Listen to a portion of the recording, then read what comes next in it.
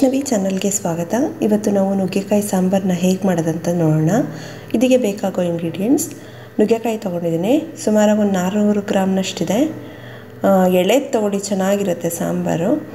ಈರುಳ್ಳಿ ಒಂದು ಒಗ್ಗರಣೆಗೆ ಉದ್ದುದ್ದು ಕಟ್ ಮಾಡ್ಕೊಳ್ಳಿ. ಒಂದು ಟೊಮೆಟೊನ ಸಣ್ಣದಾಗಿ ಹೆಚ್ಚಿಟ್ಕೊಳ್ಳಿ. ನಿಂಬೆಹಣ್ಣು ಗಾತ್ರದ ಹುಣಸೆಹಣ್ಣ ಒಂದು 1/4 ಗಂಟೆ ನೀರಲ್ಲಿ ನೆನೆಸಿಟ್ಕೋಬೇಕು. ಬೇಳೆ ಸುಮಾರು ಒಂದು 1/4 ಕಪ್ನಷ್ಟು ತೊಗೊಂಡಿದ್ದೀನಿ. ಇದನ್ನು ಅಷ್ಟೇ ತೊಳೆದು ಒಂದು 1/4 ಗಂಟೆ ನೀರಲ್ಲಿ ನೆನೆಸಿಟ್ಕೊಳ್ಳಿ. ಸಾಸಿವೆ ಒಗ್ಗರಣೆಗೆ 1 ಟೀ ಸ್ಪೂನ್, ಎಣ್ಣೆ 1 ಟೇಬಲ್ ಸ್ಪೂನಷ್ಟು. ಇದಿಷ್ಟು ಗ್ರೈಂಡ್ ಮಾಡಲಿಕ್ಕೆ ಒಂದು ಸಣ್ಣ ಉಳ್ಕಾಯಿನ ತುರಿದಿಟ್ಕೊಂಡಿದ್ದೀನಿ, ಸುಮಾರು ಒಂದು 3/4 ಕಪ್ನಷ್ಟಿದೆ. ಇದು ಸಣ್ಣದಾದರೆ 2 ಈರುಳ್ಳಿನ ಕಟ್ ಮಾಡ್ಕೊಳ್ಳಿ, ದಪ್ಪದಾದರೆ ಒಂದೇ ಸಾಕು. 2 ಟೀ ಸ್ಪೂನಷ್ಟು ಧನಿಯಾ ಪುಡಿ, 2 ಟೀ ಸ್ಪೂನಷ್ಟು ಖಾರದ ಪುಡಿ, 2 ಸಮ ತೊಗೊಳ್ಳಿ. ರುಚಿಗೆ ತಕ್ಕಷ್ಟು ಉಪ್ಪು. ಹೀಗೆ ಹೇಗೆ ಮಾಡೋದಂತ ನೋಡೋಣ. ಒಂದು ಕುಕ್ಕರ್ಗೆ ನೆನೆಸಿಟ್ಟಿರೋವಂಥ ಬೇಳೆನ ಹಾಕ್ಕೊಳ್ಳಿ, ನೀರು ಸಮೇತನೇ ಹಾಕ್ಕೊಳ್ಳಿ.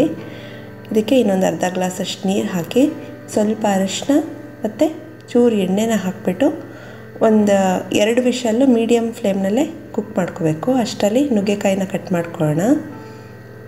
ಈ ರೀತಿ ತುದಿನ ಕಟ್ ಮಾಡಿ, ಇದರಲ್ಲಿ 3 ಅಥವಾ 4 ಕಟ್ ಮಾಡ್ಕೋಬೋದು.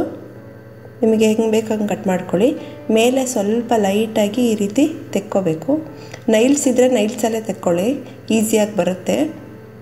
ಈ ರೀತಿ ಪೂರ್ತಿ ಎರಿಯೋಕ್ಕೆ ಹೋಗಬೇಡಿ, ಚೆನ್ನಾಗಿರಲ್ಲ.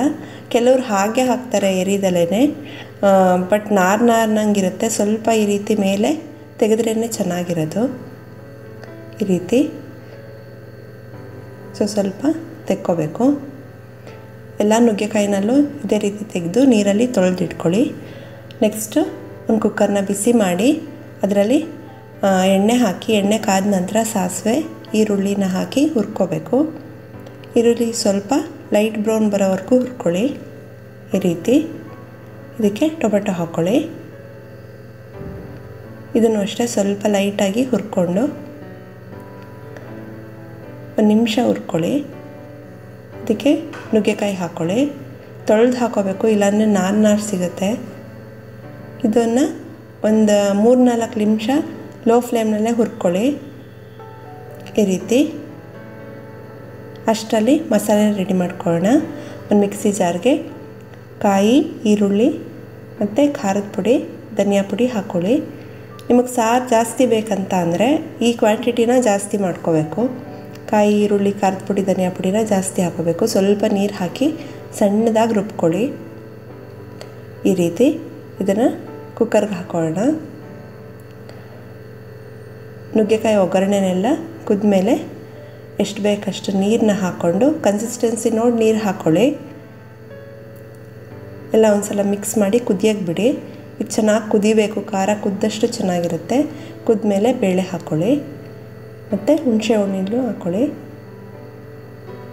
ಕೆಲವರು ಹುಣಸೆ ಹಣ್ಣು ಹಾಕ್ತಾರೆ, ಕೆಲವರು ಹುಣಸೆ ಹಣ್ಣು ಹಾಕಲ್ಲ. ನಿಮಗೆ ಟೇಸ್ಟಿಗೆ ತಕ್ಕಂತೆ ಹಾಕ್ಕೊಳ್ಳಿ. ರುಚಿಗೆ ತಕ್ಕಷ್ಟು ಉಪ್ಪನ್ನ ಹಾಕಿ ಎಲ್ಲ ಒಂದು ಸಲ ಮಿಕ್ಸ್ ಮಾಡಿ ಕುದಿಯೋಕ್ಕೆ ಬಿಡಿ. ಈ ರೀತಿ ಕುದಿಯುವಾಗ ಕುಕ್ಕರ್ ಲಿಡ್ನ ಕ್ಲೋಸ್ ಮಾಡಿ ಬರೀ ಒಂದೇ ಒಂದು ವಿಷಲ್ ಕೂಗಿಸ್ಕೋಬೇಕು. ಓಪನ್ ಪ್ಯಾನಲ್ಲೇ ಮಾಡಿದ್ರೆ ತುಂಬಾ ಚೆನ್ನಾಗಿರುತ್ತೆ. ನುಗ್ಗೆಕಾಯಿ ಬಲ್ತಿರೋದ್ರಿಂದ ನಾನು ಕುಕ್ಕರ್ಗೆ ಹಾಕಿದ್ದೀನಿ. ಇದನ್ನ ಒಂದು ಸಲ ಗ್ಯಾಸ್ ಆನ್ ಮಾಡಿ 1 ಕುದಿ ಬರೋವರೆಗೂ ಕುದಿಸಿ. ಕನ್ಸಿಸ್ಟೆನ್ಸಿ ನೋಡಿ, ಇದೇ ಕನ್ಸಿಸ್ಟೆನ್ಸಿ ಇರಬೇಕು ಸಾರು.